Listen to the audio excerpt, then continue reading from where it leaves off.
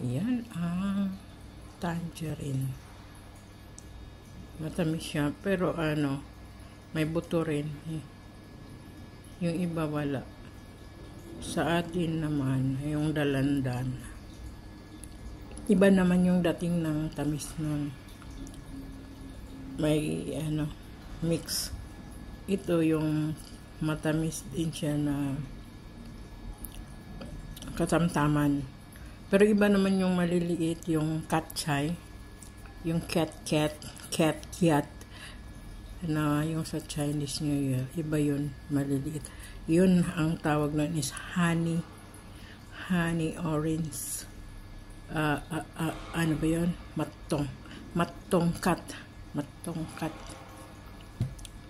Yun ang matamis talaga yun, as in. Mura lang yun eh. Baka mamaya baka makabili ako. Ano lang, $20, 4 na pounds.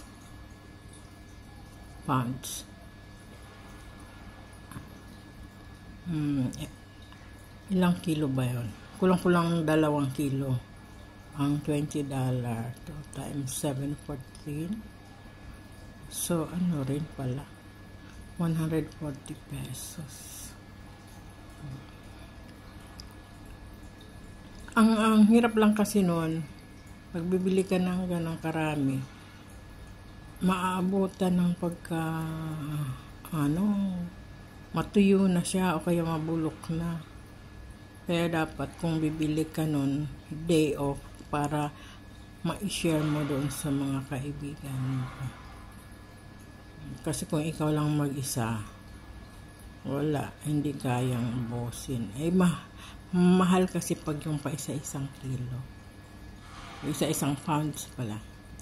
Ayan, yan na muna. At babalatan ko na ito. Kakainin ang siguro 2.